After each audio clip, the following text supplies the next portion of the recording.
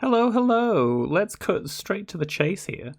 I have 9 years experience working in human resources, and I'm going to check out a post on RPG Horror Stories and give my professional opinion on it. Let's get right into it. So we have the post here, and I'm going to read it for you.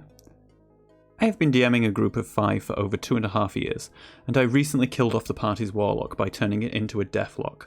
This was caused by the character, whose patron was an archdevil, repeatedly acting against his patron. I gave him many warnings, but the final straw was when the warlock killed his patron's favourite son, a pit fiend. I immediately asked him to make a new character and described the gross transformation his character underwent to turn into a deathlock. He immediately started screaming at me. About it being unfair that his character died so easily, despite my repeated warnings. He said that unless I brought his character back, he would leave the table, so now I'm conflicted. Was I in the wrong for killing his character, and should I revive it, or just let him leave? Forgot to mention that this character had made every character he'd ever played a murder hobo, and the warlock was no different.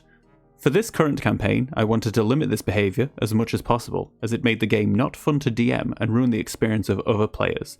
I had a conversation with this player during session 0 about not murder hoboing, and he agreed to try to limit it, but went back on this almost immediately. Edit number 2. After discussing it with the rest of the party, I have decided to ban that player from my table and have cut contact with him. I don't feel like somebody who doesn't appreciate the time and effort I put into DMing and helping facilitate a cohesive and satisfying story deserves a spot at my table. So I've selected this one because it is a little bit more complex than a simple one person being in the wrong.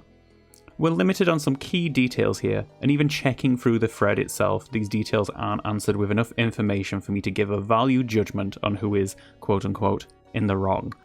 But an important aspect of most conflict resolution is not in attributing blame, but looking for solutions. Spoiler warning, but the quick answer here is perhaps that the right answer is for this player to no longer play with this DM.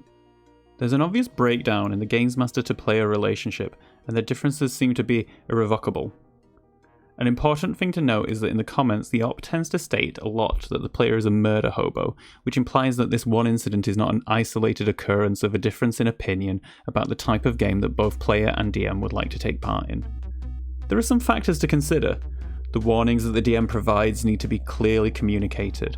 It's okay providing a subtle warning that their actions could have negative consequences in game, but at a certain point I believe that if the DM is going to take such a dramatic negative action towards a player within the confines of the consequences of their actions, then the DM needs to be explicit in this happening. I'm not a fan of the idea of killing this player's character outright, in a way that I do not see as being aligned with the mechanics of D&D.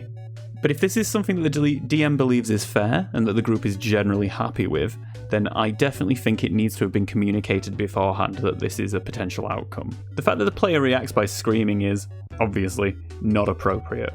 Whether they were literally screaming, or if this is an exaggeration, is also something to keep in mind.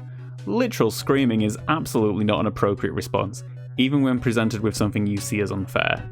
Remember, whatever happens, the only actual loss that can occur to you is losing out on having fun playing a game. I do also believe that this transformation sounds like it was potentially done in a reactionary way to the DM being unhappy with the player's actions, and furthermore, potentially done in a way to humiliate the player in some way or gain some form of retribution.